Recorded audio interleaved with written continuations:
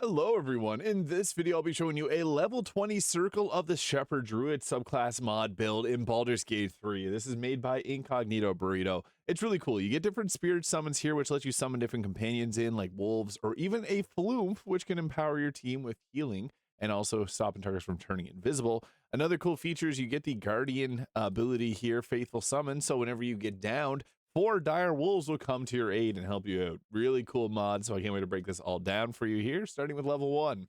We get our spells there, but the cantrips we will take is Thorn Whip, which can pull a creature closer to you. Sometimes it's nice to be able to knock them off of ledges and give them fall damage. And Shillelagh, or Shillelagh, depending on how you pronounce it. This can be used on a torch to give yourself an additional 1d4 damage on top of the 4-11 bludgeoning. And it'll use our wisdom modifier, although we're going to be going with a 16 dexterity and 16 wisdom, 14 constitution, 10 strength, 10 charisma. If you're using the hags here, you can put the stat of wisdom up to 17 and boost that, or your dexterity up as well, depending on if you want more armor class or spell casting.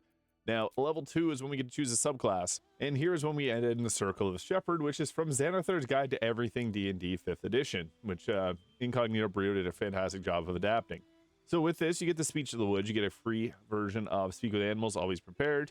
You also get our Spirit Summon, so you can call forth the spirits of nature to help out. With the bear, it gives you 6 temporary health. This scales upwards with your level. And while in your spirits already, you gain the bear's might, granting advantage on strength checks and dexterity, or saving throws, strength saving throws as well. Also, the hawk spirit, which can give you a, whenever an ally is within the spirit's aura makes an attack roll, they can use a reaction to gain advantage on the attack rolls. Be mindful though, sacrificing your reaction is sometimes not worth it. The Flume Spirit, so this can prevent enemies from turning invisible, and anytime you restore health points with a spell, all allies within the Flume Spirit aura will gain health points equal to your druid level. So it's upwards of 20, pretty good. The Fog Spirit gives you Frog's Agility. You do not provoke opportunity attacks, and you get advantage on dexterity checks and saving throws. That's actually really good. Dexterity saving throws are massive. Fireball is a common one.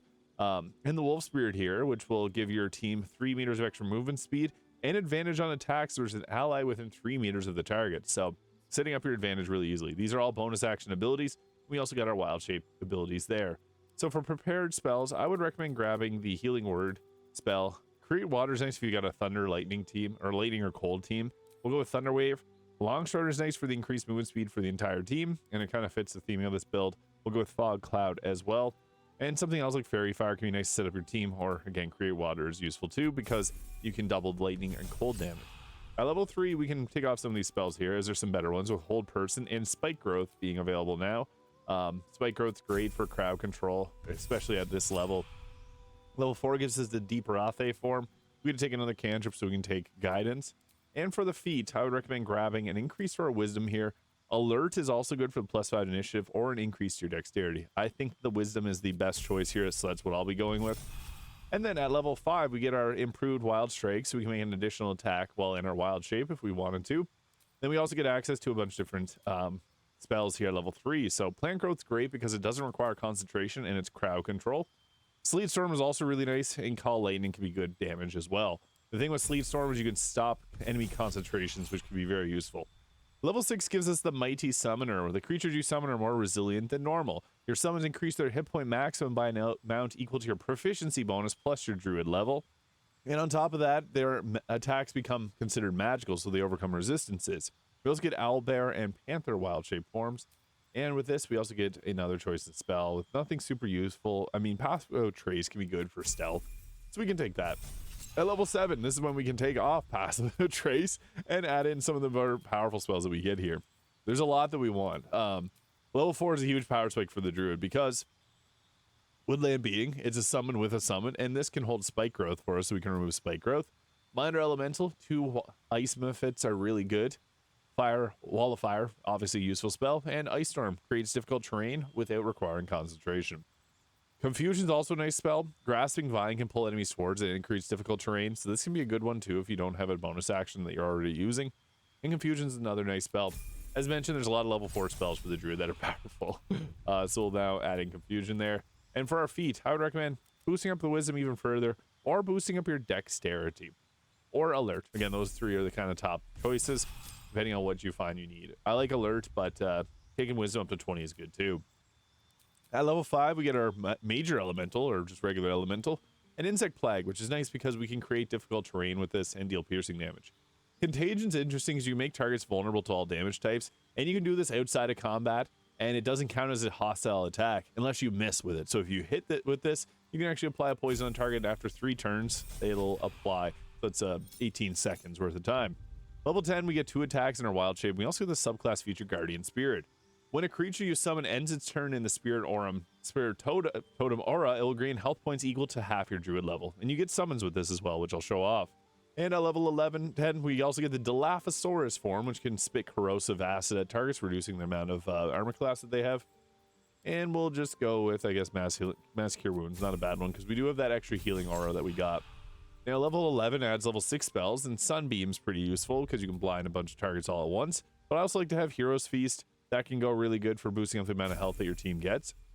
At level 12, we get access to some more spells here. We got a lot now at this point. Heal's cool because it can give you an interaction with the Dark Urge if you have them on your team, or if you are Dark Urge.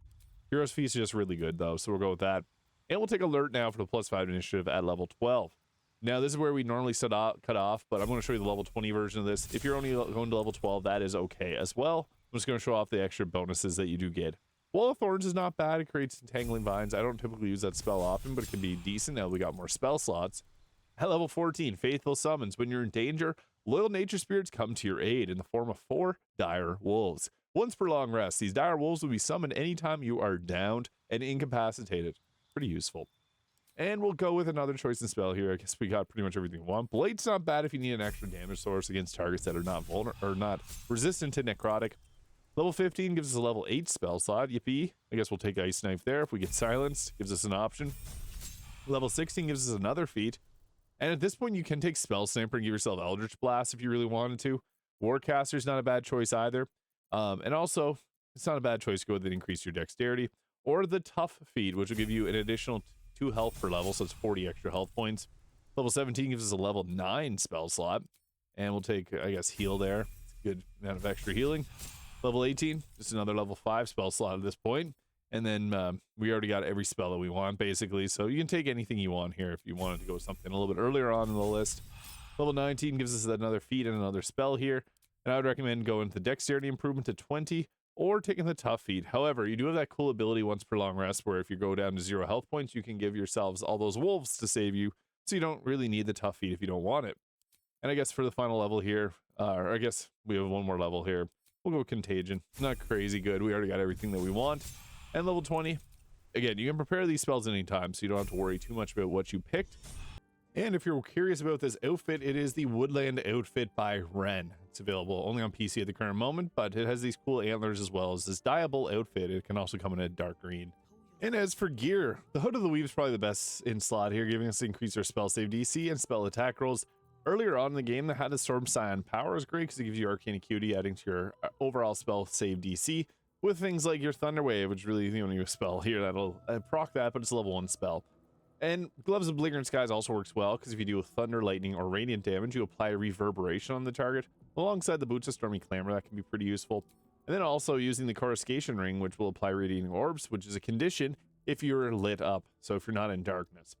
I'm also using the Armor of Landfall here, giving a +1 bonus to spell save DC, and you regain health whenever you're starting your turn on a vine surface. And advantage on Constitution saving throws. That's pretty useful. However, you can also go with the Armor of Moonbasking if you wanted to do a bit more wild shape shenanigans. And really any other armor is going to be good too. If you want to increase your overall survivability, you can use the Armor of Agility there. And that's probably the best choice because it's going to put your armor class up a lot higher. With that, you're much more tanky. I also like to have the Amulet of Greater Health to give yourself a bit more health. You don't have to do that, but with this mod, you get 223 health, and then with the Tough feat, that would be 263, which is quite a good amount of health. And Coruscation Ring there is mentioned, the Ring of Protection. Although you could also go with the Ring of Mental Inhibition. Whenever they fail a saving throw, they get a -2 to their Charisma, Wisdom, and their Intelligence saving throws. I also like to use a free Staff of Spell Power and the Viconia's Walking Fortress, but the reason we're using the Staff of Spell Power is this gives us the ability to summon in a Conjure Elemental at any level without using up our spell slots. Water Myrmidon used to be the best, it's not really anymore, so Earth Myrmidon or Air Myrmidon are good choices, depending on if you want to be able to stun the target with the Air Myrmidon. I think that's my personal favorite, but I'll go with the Earth Myrmidon here as I don't use it as much. Woodland Being, obviously that's something you definitely want to summon in here because it's going to have its own summon as well. And then, yeah, just make sure you don't forget to drop the Fallen Lover there as well. And then on top of this, we also have our ice methods you can summon in if you want to. I'm not going to for the purpose of this. But then we also have our Spirit Summon Totem as well. And the Wild Companions. So, with these, we got a lot of Wild Shape Charge there, kind of funny. But we can use the Wild... Once you hit level 20, you get infinite Wild Shape Charges, similar to Rage. But we can summon in different things like a Raven here if we wanted to. And this is good because it has an increased amount of health there. So it's got 47 health. And it's got the blind attack. That's kind of the main reason for using it, is being able to hit targets with that and set up blind. You can only have one of them at a time. And another cool thing is you can also apply Hero's Feast here to buff up all your summons even further, giving your Raven 49 health, really nice. And then also your Earth Mirrodon has 165 health. Now I also summoned in our little Spectral Flume Totem Spirit here, which as I mentioned will give us the ability to stop targets from turning invisible. And whenever we heal health points with spell, everyone inside this aura will gain health points, 20 of them. So it can be pretty good because the aura is quite large, as you can see there. Now, we got Wild Shape that we can use, but we also got a lot of great concentrations that we can pop down, like Wall of Thorns, Wall of Fire, your choice, depending on what you want to go with. Blight is another good spell. Now, I forgot to swap off the Staff of Spell Power, but we can also grab Marka Heshker and use the Bolts of Doom for lightning spells. It gives you a free chain lightning. You can also use the Staff of Cherished Necromancy because it'll give you the ability to summon up a level 6 or level 9 Blight using its the Soul Harvest ability. With this, it can do 13d8 damage. It's upwards of 104 damage. That's pretty good on targets that aren't resisting it. But I think the best choice right now is to pop down a Wall of Thorns of some way that you can hit as many targets as possible. So I think I'll go with something like this here, because we're going to try, just to create difficult terrain for them, and it'll give them a good amount of damage. If you summon the Ballast Armor, get them in there, because it's going to double the piercing damage. And we can also set up some other crowd control too if you wanted to, like drop a Wall of Ice or something. I'm going to go into Wild Shape here because that's not a bad... Or actually, I might just Spellcast and we'll do Wild Shape next turn because we actually have a lot of options for spellcasting. We also have another concentration with Insect Plague there. You can also do Wall of Fire. But Grasping Vine is nice too because you can pull them into there. And Hold Person, never a bad choice as well for concentration. But we also got the Ice Storm here, which we can use to set up difficult terrain if we wanted to.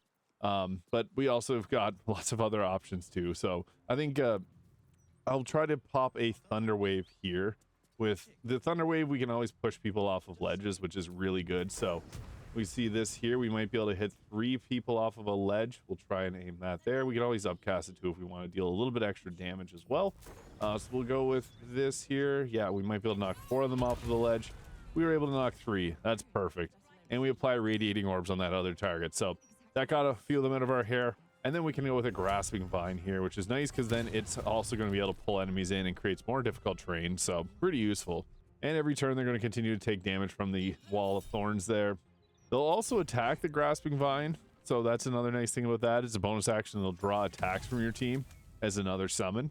And the Woodland Being usually is able to use Spike Growth. I think there's a mod causing some issues here, but we also got Entangle with it too. So you can create even further difficult terrain with that. So boom, pop that down. You got crowd control unlock.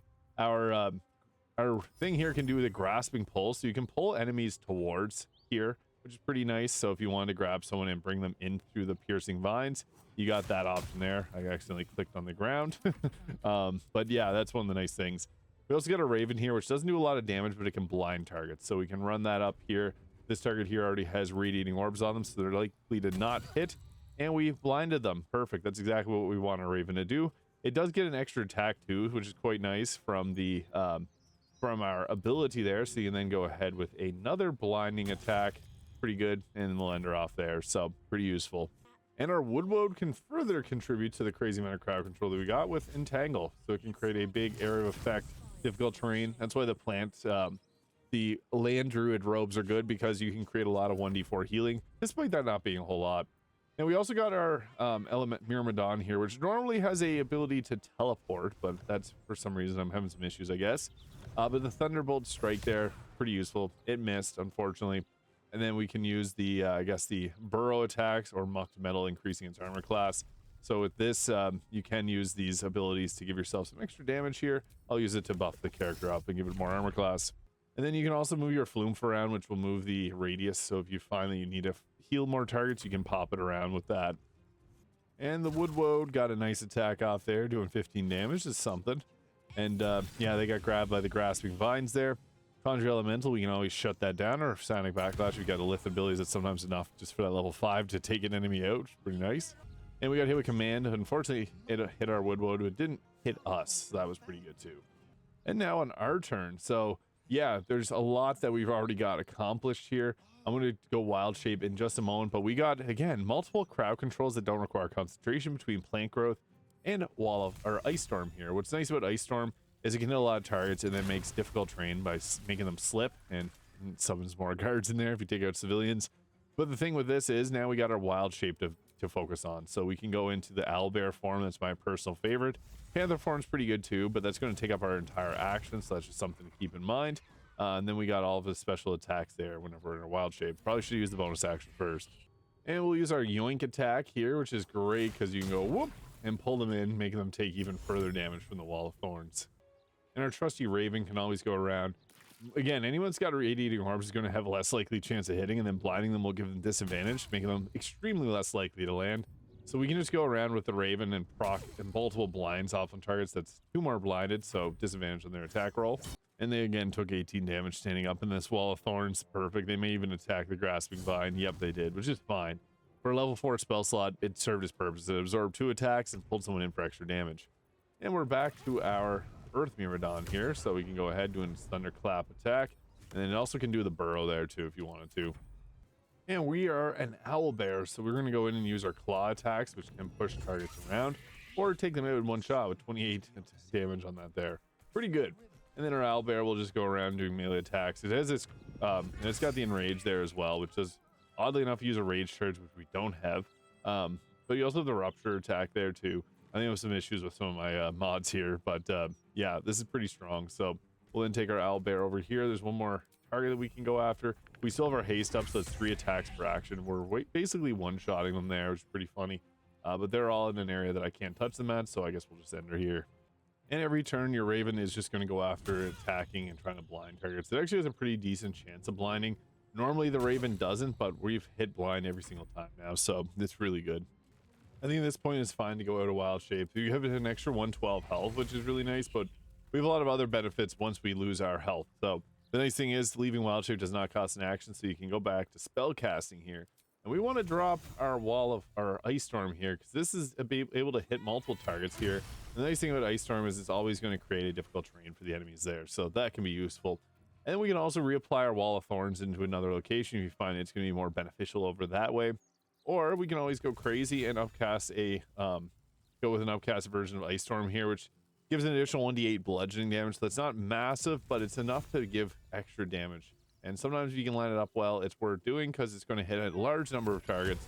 And boom, that was enough to take a 4 in one go. So that is the Circle of the Shepherd Druid build in Baldur's Gate 3 made by IncogneatoBurrito. Definitely worth checking out. I love the extra summons that you get with the Spirit Totem and the Wild Companion. So you got a lot of great options here. Let me know your thoughts in the comments. Hit the subscribe button below if you haven't already, and I'll see you all in the next video.